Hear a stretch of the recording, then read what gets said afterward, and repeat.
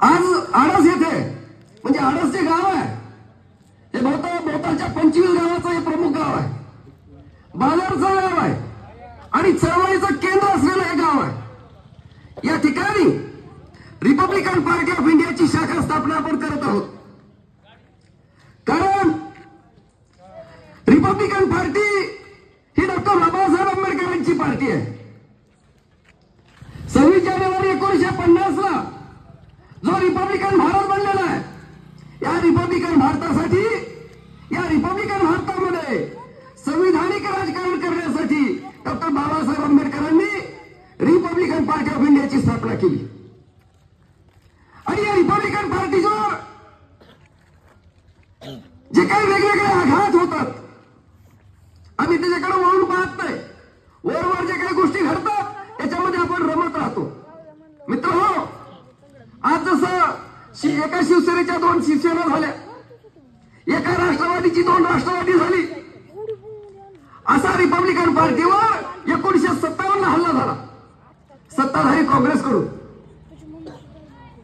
आणि तो हल्ला झाल्यानंतर रिपब्लिकन पार्टीचे नेतृत्व आणि पार्टीला मतदान करणारे जे काही आधार आहे यांच्यावर हल्ले सुरू झाले।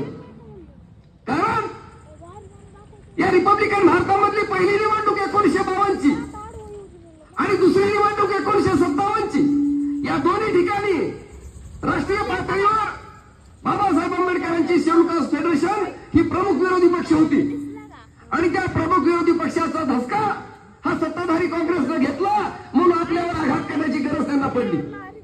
म्हणजे आपण साधे नाहीत, आमच्यावर अन्याय झाला, अत्याचार झाला, काय करू वाटतोय? कारण आम्ही येणाऱ्या काळामध्ये या देशाचे प्रमुख बनणार आहोत आणि या आमच्यावर वेगवेगळे अटॅक होत असताना डॉक्टर रामदासजी आठवले या विपरीत परिस्थितीमध्ये रिपब्लिकन पार्टी ऑफ इंडियाचा धम्मचक्रांकित निळा ध्वज घेऊन संपूर्ण देशभर, देशाच्या सर्व राज्यामध्ये, सर्व केंद्रशासित प्रदेशामध्ये रिपब्लिकन पार्टीचा धम्मचक्रांकित निळा ध्वज घेऊन ते काम करत आहेत। मित्रहो, आम्हाला समजून घ्यायचं आहे, बाबासाहेबांची चळवळ आम्हाला समजून घ्यायची आहे। बाबासाहेबांनी धम्मध्वज घेऊन the Buddhist Society of India धम्माचे संस्कार देण्यासाठी निर्माण केली।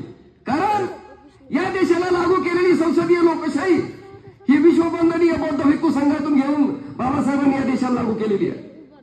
या भारतीय नागरिकांना धम्माचे संस्कार व्हावे म्हणून the Buddhist Society of India धम्मध्वज, धम्मचक्रांकित निळा ध्वज घेऊन the Republican Party of India संविधानिक राजकारण आणि धम्मचक्रांकित राष्ट्रध्वज घेऊन संसदीय लोकशाहीचं संचलन केलं गेलं पाहिजे म्हणून दी गव्हर्नमेंट ऑफ इंडियाची स्थापना। ही जे आम्हाला चर्चा कोणत्या करायच्या देवानंदजी? धम्मध्वज, धम्मचक्रांकित निळा ध्वज आणि धम्मचक्रांकित राष्ट्रध्वज यामध्ये संविधानिक काय नातं यांचं संविधानिक नातं, यावर चर्चा झाल्या पाहिजेत, यावर कार्यक्रम झाले पाहिजेत, यावर व्याख्यानं झाले पाहिजेत। तर आम्ही काय करायलो हे सोडून दुसरंच दी Buddhist Society of India, the Republican Party of India, the government of India यांचं काय नातं आहे हे नातं समजून सांगण्याचं काम आम्हाला करायचंय।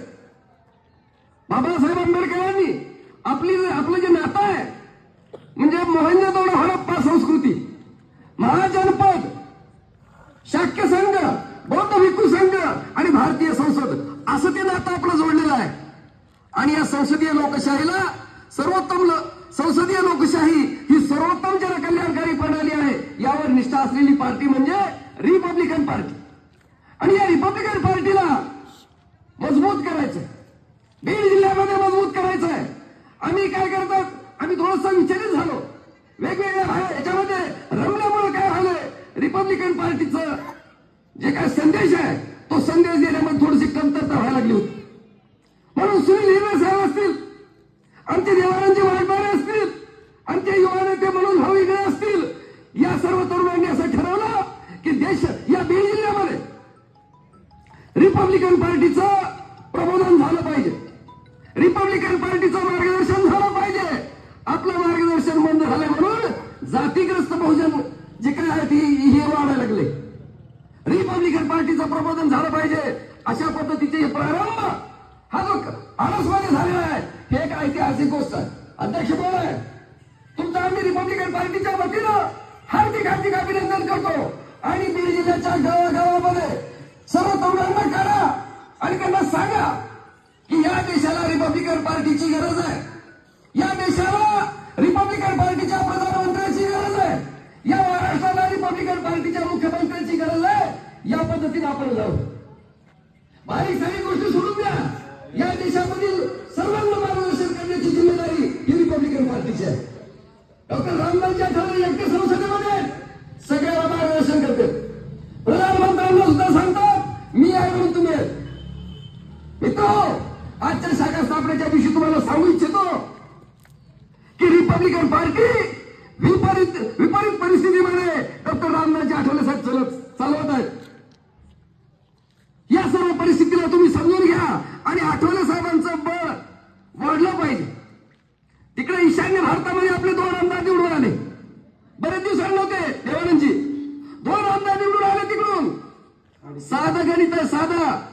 बाबासाहेबांनी सांगितलं की या देशाला मी संसदीय लोकशाही बौद्ध भिक्खू संघातून देत आहे.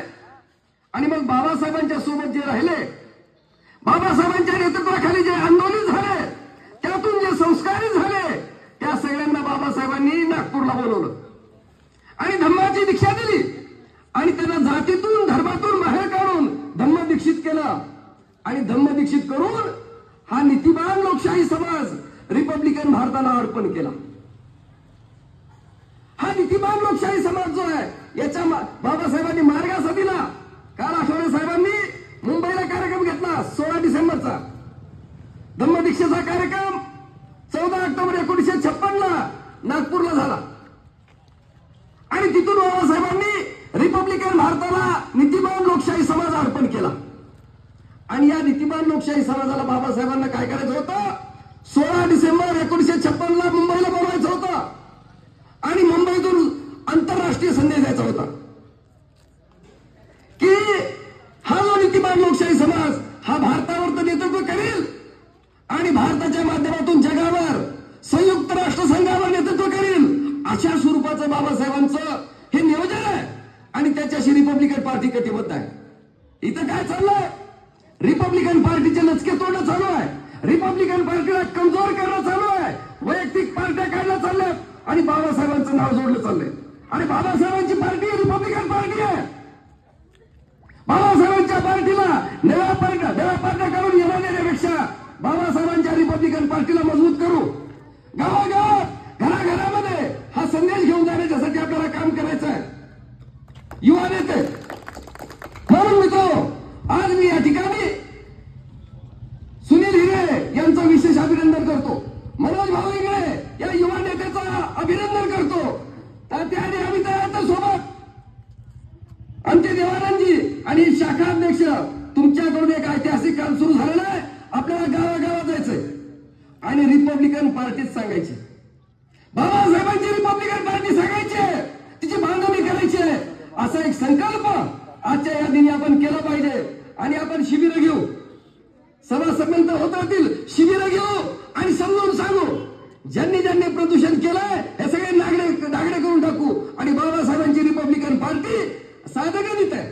मनोज भाऊ, महाराष्ट्रामध्ये आमचे 10 खासदार जर आले आणि देशातल्या सगळ्या राज्यातून एक जरी आला तर 50 खासदार झाले. आणि 50 खासदार जर रिपब्लिकन पार्टीचे आले तर प्रधानमंत्री व्हायला 50 खासदार आहेत.